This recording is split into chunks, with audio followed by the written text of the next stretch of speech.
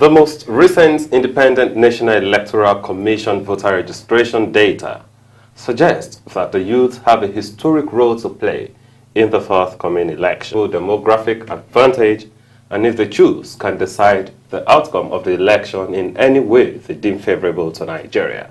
However, the crucial rhetorical questions to consider is, will Nigerian youths constructively deploy this demographic power to influence the outcome of the elections and redefine the future of Nigeria, or will they seek convenience of primordial sentiment and of ethno-religious sentiment, political party affiliations, and economic considerations? Will 2023 be a defining moment for the Nigerian youth and the future of Nigeria? We will find out answers to all of this plus more on today's edition of the program.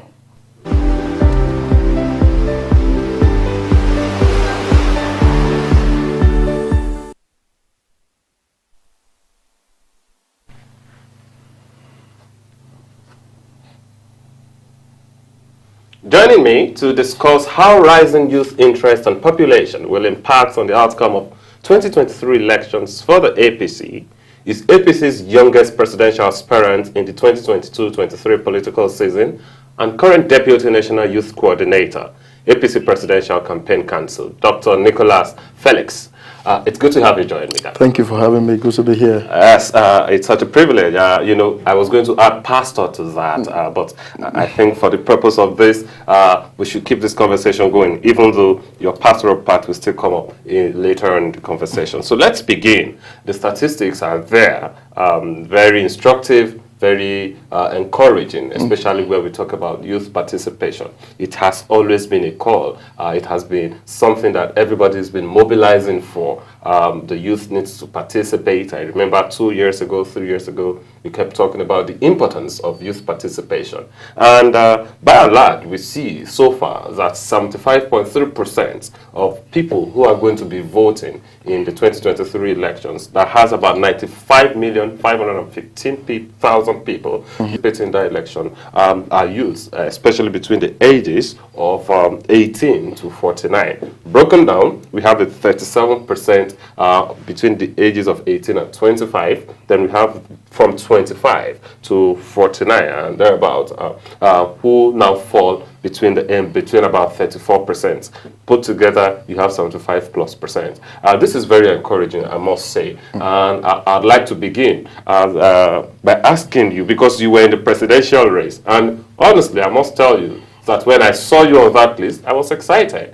I do not know your age directly, but you are a young man, and it was obvious to us. And then at the primaries, you know, all that played out, and then emerged. Yeah. I was hoping that with some of these developments, that you would emerge in that primary election. Let me begin by asking you, why didn't you emerge despite the rising youth population and youth interest in politics?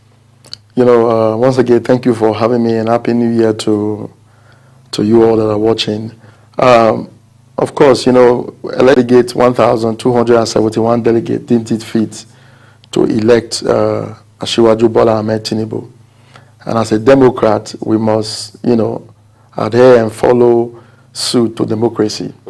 And if 1,271 delegates thought it wise that he's the best candidate for the job at this moment, the delegates, just last week, are going to go to the general election. Nigerians are going to vote. I'm quite sure other candidates may have one or two things to offer, but Nigerians are going to vote for who they think is the best at the moment. Okay, let's peruse a little, you know, the candidate and all of that.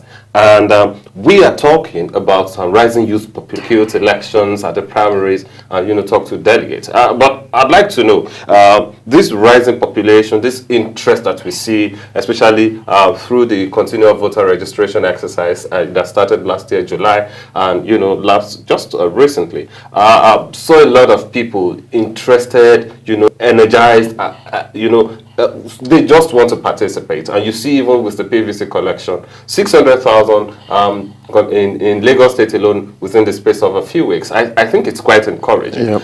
With all of these statistics, what does it tell about the chances of the youth? Are they only useful right now? Are they only well positioned, well seated to vote in a qualified candidate, or youth themselves are actually qualified to run for and win an election in Nigeria? Is that yet youth, we are the largest population that will determine who the next president is.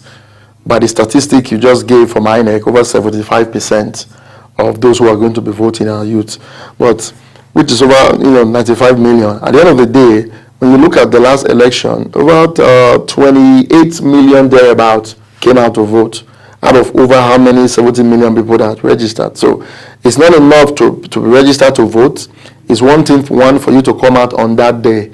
If we have 50 million voters this election, I think we are doing very well. So to the youth out there, it's not enough to line up to go and register. You collect your PVC. On the day of the election, you need to go out there and vote. But for me, I see it beyond just youth going out there to vote.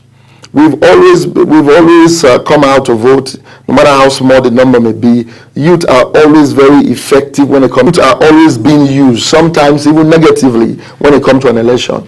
But what I'm seeing beyond 2023 is not just are we going will be voted for. I'll be so glad to see youths on the ballot paper in the APC, which is be youth friendly. And this is why I'm telling all the youth out there to vote for Senator Vie for position. Are you trying to say that we are not yet prepared? Because that's been the argument from a lot of people. They say, well, the youth qualify when we talk about qualification. But when we talk about having the requisite experience and the capacity to be able to manage, a diverse, multifaceted, multilingual country like Nigeria, that the youth may not really qualify. They may need a bit of some experience or some sort of tutelage, some sort of mentoring, and hence we should give the way to an older person to lead the country. But our independent, the set of people that were the leaders, they were this same set of people, most likely, young, in their 30s, in their 20s even, and they administered an administration that maybe was hijacked, maybe had its own challenges, but the youth were fully represented. When we juxtapose these two situations, what are we learning from this? Most of our current leaders, they began at their very young age. 1981 was head of state. Take out almost 41 years from his age, he was below 30 when he was president. Olusegun Ambassador, when he was head of state, Shehu Shagari, all of them were in their 20s and in their 30s. And they did exceptionally well. In those age, we weren't hearing about youth advocates, youth coming into power, because youth were handling the affairs of the nation. So if you are telling us that we are not experienced as youth, then what do you say to them when they were in their 20s? We are experienced. When we talk about youth having the opportunity, we just want to be in the system to begin with. I always use this analogy when the relay is being run, they usually hand over the baton to those who are still on the same. So we are saying now, the reason why you guys are not handing over the baton to us, you guys have kept us on the stage. We're just cheering you up. To us, that's what we are saying. We are not saying we are not prepared. For you to put somebody on the relay field, the person has to be prepared. We have a lot of young engineers. We have people who have succeeded in their private sectors. We have people who are doing exceptionally well. This narrative that youth are not prepared, it cannot be only in Nigeria. Obama was just 40-something years old when he became president. President of a $21 trillion economy. Bigger than the entire economy. Same field. We want to be on the same court so that we can be able to take over. Prepare the future for us and also prepare us for the future. So my admonition to the youth out there, yes, as we are championing the cause to vote, as we are saying go out there and vote, we have to prepare the next election process, whether from the state level to the local government and even to the federal level. We want to see a lot of youth. I was the youngest presidential aspirant in the 2023 election. There were other people in their under 50s, but I'm hoping that the next election we're going to have, yes, maybe Asiwaju, of course, is going to be the president, and the APC may not have need to conduct the next primary election. But after 8 years of administration, I want to see over 20 young aspirants in that field trying to vie for the position of the president. I want to see in our states, governors, we want to see a lot of youth out there. When youth come out, seeking for election, vote for them. Don't criticize them. Don't be the one throwing stones at them. And sometimes, don't expect what you get from these older people who are building the system. That's what some of the battles some of us face. You go out in some campaigns and they expect you to do exactly financially. And sometimes we tell them, we need their support to be able to go there. This is why we have always been at the back.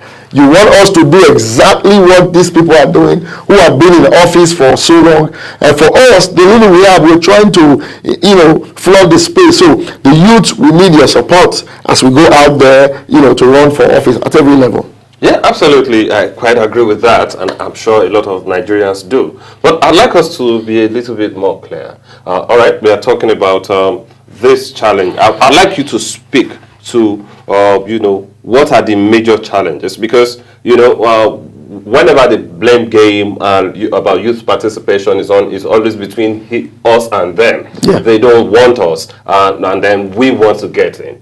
But I'd like to know, what do you think are the real issues in between these two lines? You talk about the people of the older generation, who a lot of people say do not even want young people close to power. They just want to keep them subservient and continue to feed them, give them crumbs. Peanuts. And then we have the same set of people came in at a young age, recycling and again. The demand continues to increase, that we want our own future. We want to take part in this future, not just as electorate, but as somebody that can be voted for, that can participate. I want you to speak to these challenges, especially as a presidential aspirant in the last political season. Yeah, for us as youths, we have two challenges. The first is the resources. You and I know all over the world, politics cost a lot of money. And one thing I've come to discover in Nigeria, the average Nigerian don't know how to give to politicians, to give towards politics. What we're used to here, this is the time most Nigerians see politicians as their ATM machine. They just want to go and always withdraw. Every day, the amount of requests is enormous. Sometimes it can be even depressing. The amount of demand on every minute of the day. But in civilized nations like America and Canada, you see people give even to their fight. That's why they can demand from the leaders, because they participate not just in voting and also sponsoring of election. So it has become extremely difficult for us here in Nigeria because a lot of resources are needed. Logistics, not just nomination form. When it comes to logistics, when it comes to campaigning, billboards, TV ads, we are talking about in the billions of naira. So we are very, very limited. Most people who want to go into election, when they think about just the resources to go to even begin with, they just forget about it. So the major problem we have is resources. Then number two, we also have the issue of where some of these our leaders don't even want to see us. They don't want to bring us on board. They don't want to accommodate us. And that's why my passion is for Senator Bola Ahmed Tinubu, coming to know him more after the primary election, getting to understand the kind of person that he is, how not just he wants to bring youth on board. This is something he has been doing.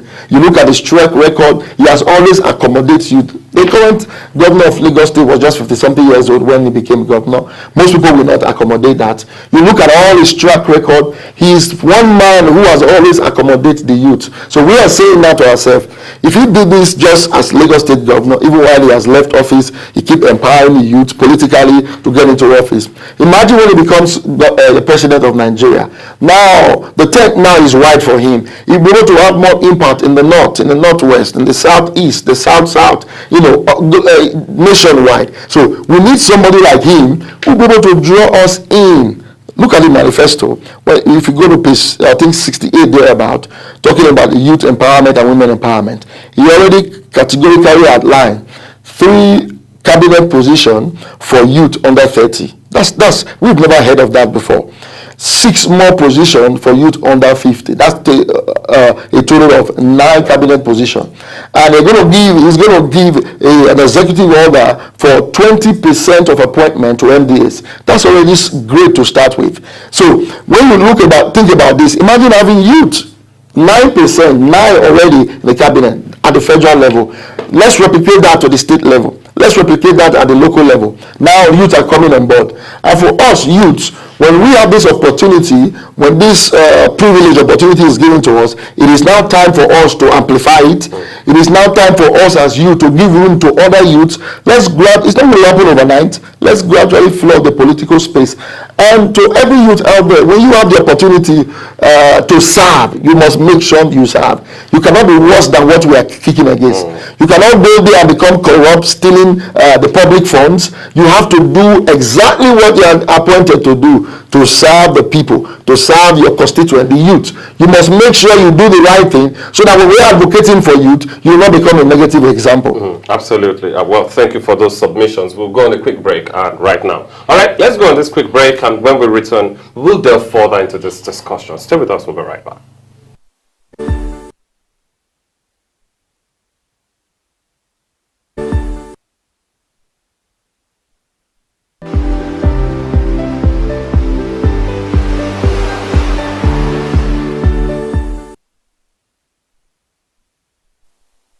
Welcome back, everyone. This is Politics Alive, reaching you from Alive TV. I am Mulubinga George, and we are here in the studio talking about the chances of youth, and talking about youth participation and the rising numbers and how it will impact on the victory or defeat of the APC in the 2023 general elections. I'm in the studios with the APC's youngest presidential aspirant in the 2022-2023 election season, and I'm also here with who doubles as the current national deputy director for the APC PCC, Presidential Campaign Council, right here in the studios. Thank you for joining me again. Yes, you have made a lot of very important points, very interesting, I must say, especially where youth is concerned and how they need to prepare. But I'd like to go into details and specifics now, because the 2023 race seems to be a very interesting one. Yep. We have a lot of candidates, 18 of them. 18 of them. Yes, a lot of people talk about the leading four. I like to say that everybody has the same rights, within the political space. And I have not really been comfortable, with people saying the four leading parties, or so we talk about the other parties. And when I look into these parties, I see a lot of people who happen to be younger. We have the Accord Party, have the candidates about 39. We have the Social Democratic Party. The candidate is about 51 now. We have the Young People's Party. I think the candidate is close to about 60. So we have these other parties. We have younger candidates there. And for the leading parties, interestingly, we have Asiwaju Bola Ahmed Tinubu leading the incumbent party in power, the All Progressives Congress. Perhaps he's in his 70s, according to information available. Then we also have the People's Democratic Party, Alhaji Atiku Abubakar, who is also advanced in his 70s. We have the likes of Peter Obi, who a lot of people say is the youth choice. I wouldn't know how much you agree to that, but a lot of people believe that he's the youth choice where 2023 is concerned. And then you also have Alhaji Musa Rabiu Kwankwaso, the presidential candidate of the New Nigeria People's Party. So all of these people are there. I'd like to get it straight away, as a member of the All Progressives Congress, what distinguishes the All Progressives Party, especially where the youth drive, youth interest is concerned in the 2023 race? Okay, just for the youth out there, I'm going to break it into two. Number one, the All Progressive Congress, our party is the largest party in Africa at the moment. That's for somebody to understand when we talk about structure and when we tell you we are going to win the election. That is number one. Number two, with over 40 million registered members. Number two, it is the party with structure, even down to my village, down to my, my ward. You see the structure down to my unit. I'm not talking about structure that just came up 2 months ago. I'm talking about structure that has been there. I'm talking about people who are grounded right down to my village, down to the world. You know, I had a meeting with them a few days ago, a Zoom call. I was amazed, unit level, the structure, the detail at which what we are doing. So this is one party that is rooted in every nooks and corner of this nation. So you bet that APC is going to win the election. Apart from being the largest party, we also talk about how has the party be able to accommodate youth. For example, during the nomination primary process, you know, the youth were given 50% of the nomination form. While everybody was paying 100 million for the form, somebody like me, I paid 65 million because I was 40 years old, so 40 under. They've been able to accommodate that. You look at the current, Dr. Beta, who is the current national women leader, a young woman, you know, active, very brilliant and active woman. Even the past women leader, I met her yesterday, the past national women leader, as of yesterday, she boldly declared on live and said she was under 40. So while she was the women leader, a young woman. So APC has been able to an extent, you know, accommodate young people. For somebody like me, am I saying that is enough? I'm saying no. We always strive for more. We always want more. You know, in 2018, President Muhammadu Buhari signed the Not Too Young to Run Bill into law. That's what gave me, then I was 37 years old.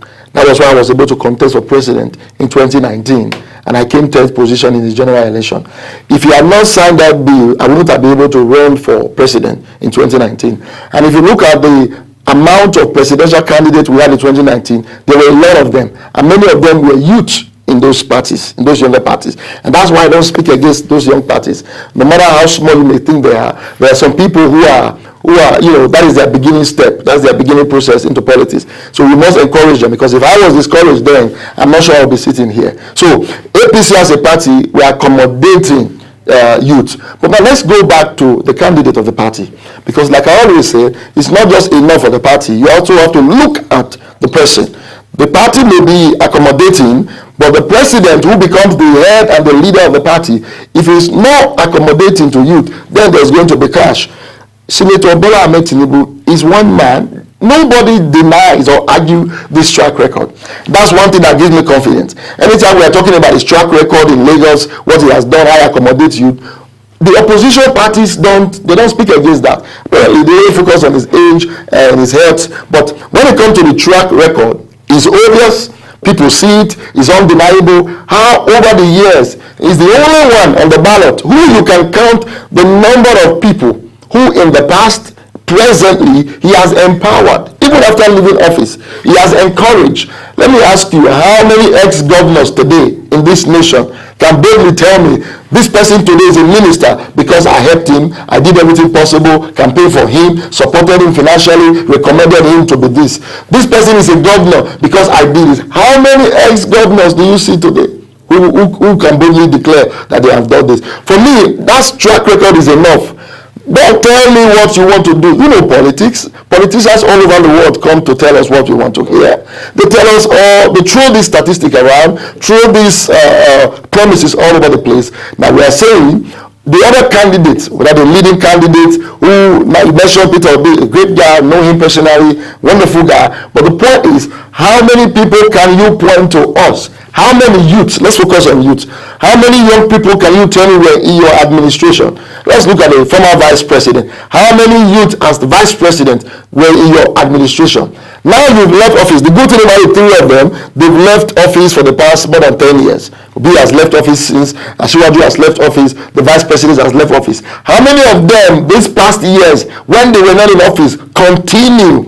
How many of them have been consistent? How many of them have been persistent in their cause of empowering people? Asiwaju is the only one. That is the confidence that I have. That if all these years, even as ex-governor, he was not a senator, he was just senator for a few months, he was not a minister, even after leaving office, he's still empowering people.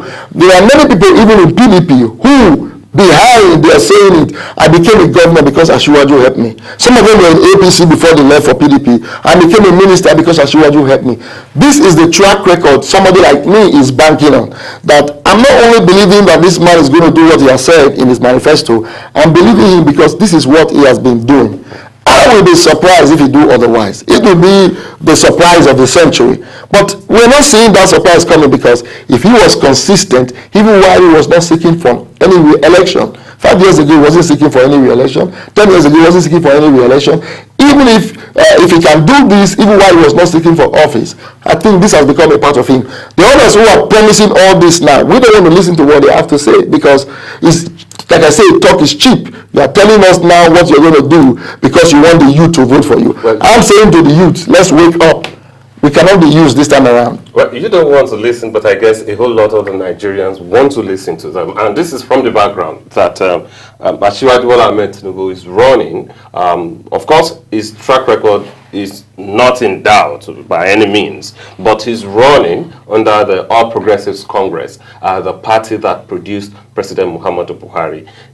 President Muhammadu Buhari's administration has been marred, by a lot of statistics, by a lot of negative indices, that is clear for everyone to see. And a lot of people, have this reservation about the All Progressives Congress. Yes, until recently, when we began to see how much, how intentional the administration became about executing certain projects and all that to make sure that they leave a good legacy. But a lot of people say it is like applying medicine after death.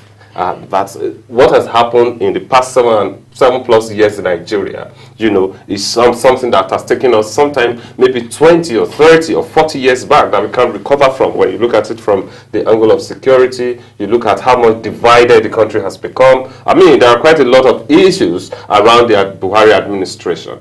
Asiwaju will be inheriting this, most certainly, running under the same platform. Do you think that this is in any way chances and the perception that people have about the All Progressives Congress in this race? Yes. I made this clear. I think I was live on channels last week, 2 weeks ago, thereabouts. I explained very clearly, if you understand party structure, the president of the party is the leader of the party. The president tends to have a lot of say in the direction of the party. And that is very crucial to why we believe that so much stuff that this administration could not accomplish, Asiwaju is going to continue. When you hear the word continuity, that's what we're saying. He's saying the areas that did well, for example, this administration did so well in infrastructure. And I've always said it, and I will say it because I'm not about to come on TV, on air, and begin to lie. I've always said it, this administration could have done more in the area of security. We see it every day. They did not do as much as Nigerians expect them to do. Of course, they didn't do anything at all because, in most of the states that their flags were off, they were able to conquer them. I remember during the Jonathan administration, you were always seeing bombings everywhere. Now, in past years, we've not experienced that. But there are areas in the security aspect that they would have championed, they would have been able to fight more, which they did not. And that's why we look at it now, the Asiwaju administration. They slowed the areas this administration did well, and they're going to continue. The areas that need more work, they are going to work on it. But what we must focus on, who is this person that is about to pilot the affairs of this party and also pilot the affairs of the nation? I use a perfect example of the Labour Party, just so people will understand exactly what I'm trying to say, because they tend to think this is just politics. If you look at the candidate, the presidential candidate of Labour Party in 2019, I had more votes than him. I forgot his name. I don't think the vote was up to 10,000 votes. But Peter Obi came on board. All of a sudden, we hear Labour Party, Labour Party. What is going on? It's not the Labour Party that could not even gather 5,000 votes just a few years ago. What has changed? Somebody came on board and brought new ideas. That's what we are saying. We have a man who, in my opinion, is a genius. A man who understands, who is a visionary, and most importantly, a bold man, a man who can take decision and don't care who is happy or who is not happy. Decisions that will favor the country. That's the man that we have now. And I can guarantee you, 6 months into 1 year, as soon as you become president, Nigerians will begin to feel the effect. You begin to understand what democracy is. You will understand, and even those who did not vote for him, they will be glad that he was voted for, because the changes will be there. All right, thank you very much. Time is no longer our side. Your last thought, where Muslim ticket is concerned? I'm asking you this question because you are a pastor, and a lot of people say it's unfair and unjust in a multi-religious country like Nigeria. What are your thoughts? You see, when Ashwadu first chose the Shetima, I was against it. I was live on AIT, and I spoke against it as a Christian, as a pastor, not just as a Christian. I just felt it was not right. It was not appropriate. But you see, there's a parable that says in Pidgin English, I'll say it in Pidgin English, they say, I will the Christ, did the sea road. So even while you're sharing tears, you can still see. So in the midst of our complaining, and to every Christian out there who may have been hurt, another Christian who may feel like this is not fair, trust me, your feelings, your however you feel, you're right. We understand. However, let's dive deep into it. What the problem is not Ashiwaju. Nigeria has been polarized. We are divided into the north, the south, Christians and Muslims. Apparently, the Muslims in the south are considered minority, while the Christians in the north are considered minority. Who did this constitution? Who divided it this way? I still don't know. I think it's something we as a nation must fight into. We must fight, not just the APC or the PDP. So having two minority on the presidential ballot, it was going to be too risky. At first, I didn't want to hear all of this explanation, but people, explained to me. I look at the statistics, and I also now consider the man himself, because what Christians are afraid of is Islamizing Nigeria. Let me say this: constitutionally, it is impossible. No matter how you try to, it is not possible for you to Islamize Nigeria. When Buhari came, that's what everybody said he was going to do. His administration is going to end now.